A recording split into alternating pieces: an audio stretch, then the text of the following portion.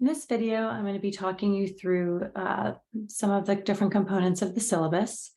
I wanted to draw your attention first to this top section here, where I give my information for contacting me. You have my email and also information about my office. If you do come to campus and would like to meet, I'm in Chafee 714. Otherwise, I can definitely meet via Zoom, and there's a Zoom link for office hours here on the syllabus. I decided this semester to do office hours by appointment, since my regularly scheduled office hours weren't always well attended, but students often wanted to find a time that worked for them to meet. So don't hesitate to reach out. You can send me an email, or you can send me a message through our Brightspace course site to set up a time anytime you want to talk through any assignment or any of the course content. You see here then, it talks about our course schedule, as it is explained in Brightspace. The course runs 14 weeks, and every week is from a Wednesday to a Tuesday, which gives you weekend time to work on assignments, since I know many of you are practicing teachers. And most assignments are due either Sundays or Tuesdays, as you'll see. And this gives a brief overview of what the focus of the course is. The goal is for you to come away with some understanding of methods for how to support multilingual learners. But I also want you to be able to connect those different methods and techniques to second language acquisition theory to understand why those particular strategies or methods that you would use actually do support student learning and language acquisition. And it's also those are also grounded in tenets of culturally responsive pedagogy. So with those kind of overarching lenses in mind, you'll dive into different techniques, different teaching strategies for supporting bilingual, multilingual students. You also have different application activities you'll be engaged with throughout the course, and then three larger projects that you'll be working on throughout the course to apply your learning. Here you see some of the learning outcomes. And then we have one required text, Pauline Gibbons' book, Scaffolding Language, Scaffolding Learning. I've been using this text for many years now, and I think it's wonderful. It's a great resource. It really helps connect theory and practice, I think, in a really meaningful way, and gives you lots and lots of ideas for how to actually put the types of supports in place that multilingual learners need. So that will be our course text, but I will supplement that with different readings and viewings. I've created some mini lectures for you throughout the course to help synthesize and expand beyond the content. And then I have readings especially geared towards secondary teachers, since Gibbons tends to be a little bit more elementary focused, but also kind of just a range of different readings that'll help support your learning this semester. I talked a little bit about the schedule already. This talks about the discussion board in particular. I think this is similar to how you've probably experienced most of your other TESOL courses, but the discussion posts are due on Sunday for your initial response, and then your responses to your peers are due by Tuesday. And I always have 11:59 as the time frame due date. So the very end of that day is when things are due. And this gives you that schedule at a glance. Here is how you will be graded. So you can see that 10% of your grade is course engagement and participation, and we'll look at that a little bit more below. Weekly discussion forum is a quarter of your course grade. You'll have 2 praxis quizzes that are 5% of your grade. And then these are the 3 major projects: the PD project, the unit plan, and then your the problem paper or your advocacy research paper. So getting kind of into the more of the nitty gritty of your course assignments, I will be taking into account how you engage and participate in this course. You have different activities that I'm asking you to complete throughout the course. And I also will look at how often you log on and just kind of how you're engaging with the course. All of that information is tracked on Brightspace. So I'll see kind of to what extent you're engaging with the readings and engaging with your peers when you have different discussion posts to do and assignments to do. So be as present and engaged as you can, especially in this virtual asynchronous format. And I think it really does make a difference, not just for your own learning, but also for our collective learning. Then we have weekly discussion forums, which I've already kind of discussed. You do make sure that you respond to at least 2 of your classmates' posts, and there's more guidelines about what specific content to be reflecting on and the expectations for these in Brightspace. The practice quizzes are not, the practice quizzes are designed to support you in taking the praxis. They are not timed, they are open note.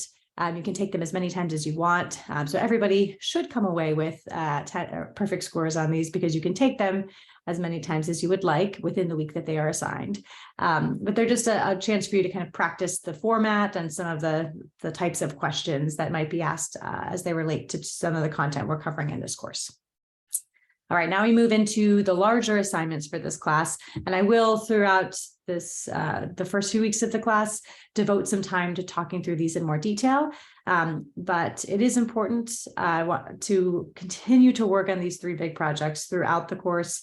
I've tried my best to sort of break it up into smaller chunks for you, but you don't want to wait until the end of the semester to work on these. Otherwise, you won't be able to give them your best effort. So the first is the school-based district, the school or district-based problem paper implementation phase. And if you are not a master's or certification student, then you will be doing the advocacy paper. So for those of you who are in the MA or certification program, you've already completed part 1. This is part 2, in which you actually implement the action plan that you developed in 501. And for some of you, that might involve continuing to engage in some research. That might involve actually carrying out a research project. It might involve attending professional development sessions or delivering them. So whatever it is that you identified as what needed to be done to address the problem, you're implementing that now and then writing up that part of the paper. And I do expect to see you bringing in some of the things you're learning from this course into this part 2 of your paper. If you are not pursuing the MA certification, you'll be working on the advocacy research paper. So for this, you'll be doing research on a topic related to advocating for multilingual learners. I've given you some topics here as examples, and that topic should connect to these same standards for initial TESOL pre-K-12 teacher preparation programs, which will be linked on Brightspace and also in the assignment description. So I have details about this in the rubrics, but one thing I want to draw your attention to here is the way that I've tried to kind of break it up so that you have some checkpoints throughout the semester to work on this. So during week 2, you're going to be sharing what your plan is for getting this paper done and doing whatever research you need to do or action plans that you need to implement. You'll be sharing that during week 2 in a brainstorm forum. Then I'll have you schedule a one-on-one check-in with me to occur sometime during week 4 so that we can talk through your ideas. And then if you'd like, you can send me your draft of this paper during week 11 so that I can give you some feedback before it's due in week 14. So that's kind of the structure of support for this paper. Another major assignment for this course is your culturally and linguistically responsive unit plan. That's worth 25% of your grade. And for this unit plan, you're going to be designing instruction that would be supportive of bilingual or multilingual learners. And you'll be working steadily throughout the course to add to different components of this unit plan. You are able to draw from a unit plan that already exists. So you can use a unit that you currently teach and then make some major adaptations to it, or you can develop something new. But I do hope if you are a practicing teacher that you develop something that you could use. It is meant to be an application activity, but I think it's more effective if it's actually something that you could put into practice. And if you are taking EDC 519, the idea is that you could even implement lessons that would fall within this unit plan during that course. So to support your work, because this is a large project, you're creating kind of a large unit framework and applying all the different ways that we're addressing language learning in this course to this unit. I have broken it up into lots of different sections that I've color-coded and with highlighted text, and you'll see that in both the unit plan and the course schedule in the syllabus. And then I also have some rounds of feedback that you'll be participating in, both as someone receiving feedback, but also giving feedback to your peers.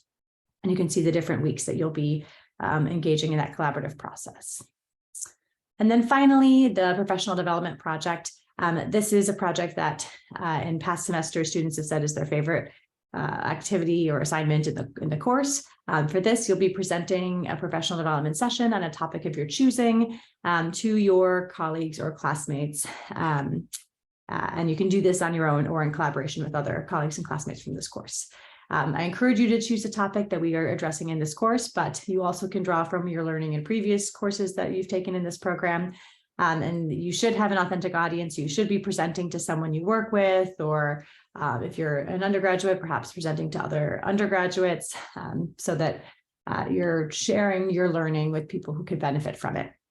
And so you'll end up submitting a video where you summarize what you did and share the resources that you created, PowerPoint slides, materials, and a short reflection on your experience as part of this project.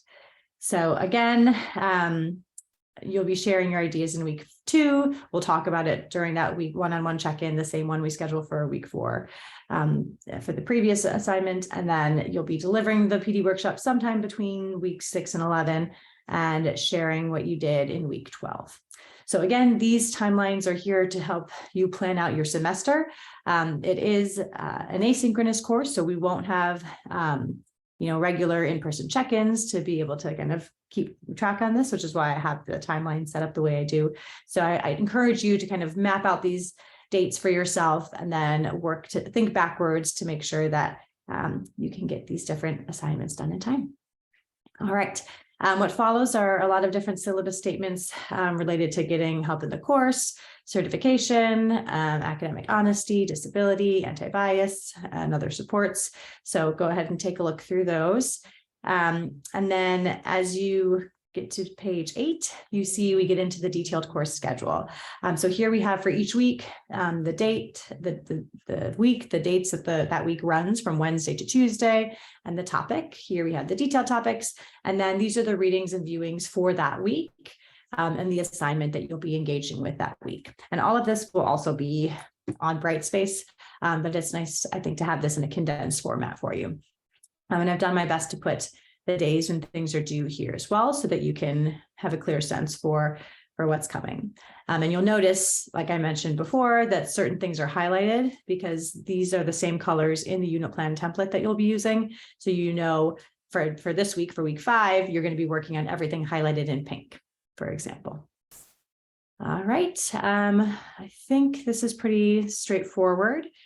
So go ahead and look through and see the different topics we'll be covering. The last 3 weeks are really dedicated to showcasing the big projects you'll be working on, the PD showcase, your unit plan, and then here's when your final paper will be due. All of the references for the readings and viewings that you'll be engaged with are available here in APA format.